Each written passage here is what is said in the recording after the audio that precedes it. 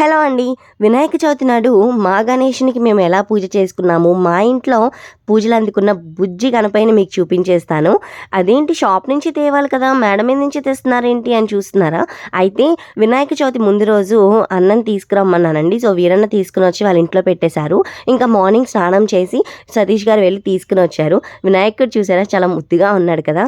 మేము చిన్నప్పుడు అమ్మ వాళ్ళ ఇంటి దగ్గర చిన్న వినాయకుడికి పూజ చేసేదాన్నండి. సో వినాయకుడు 20 రూపాయలు ఉండేదండి. నా చిన్నప్పుడు 10 రూపాయలు. సో ఇప్పుడు 20 రూపాయలు అయ్యింది. అయితే ఈసారి ఈ వినాయకుడు మట్టి వినాయకుడేనండి. కానీ 150 రూపీస్ అంటే ఈ వినాయకుడి విగ్రహం. కానీ చాలా అందంగా ఉందండి. సో నేను ఇంకా పూజ చేసే చోట ఇట్లా ఫ్లవర్స్తో డెకరేట్ చేసుకున్నాను.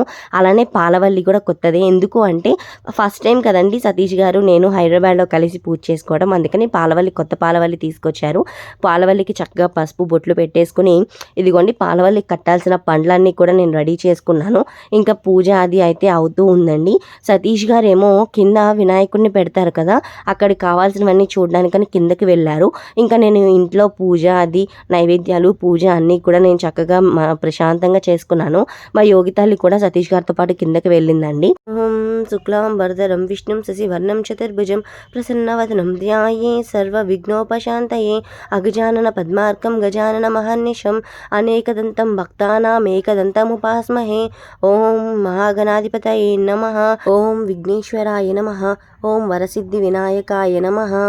మా చిన్నప్పుడు వినాయక చవితి అంటే ఉదయాన్నే లేచి పత్రి ఇళ్లల్లో ఉన్న చెట్లు ఆకులు కోసుకునే వాళ్ళమండి. బయట కొనుక్కొచ్చింది నాకైతే ఎప్పుడూ తెలీదు. ఈ సిటీస్కి వచ్చినాక కొనుక్కోవడం తప్ప కోసుకోవడం అనేది తెలియదు కదండి మనకి. అందుకని మా సతీష్ గారు పత్రి అలానే కొనుక్కొని వచ్చారు.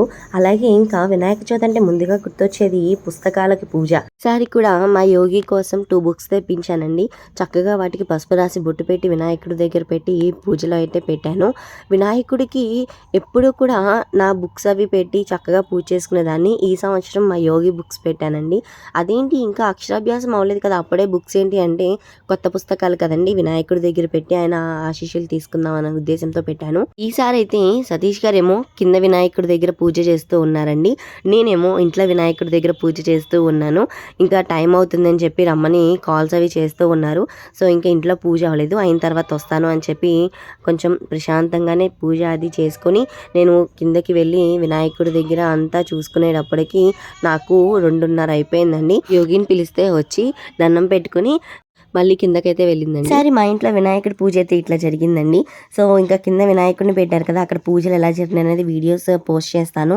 లేట్గా పెట్టాను, నెగిటివ్ కామెంట్స్ అయితే ఇవ్వద్దండి. వీడియో నచ్చితే లైక్ చేసి సబ్స్క్రైబ్ చేసుకోండి.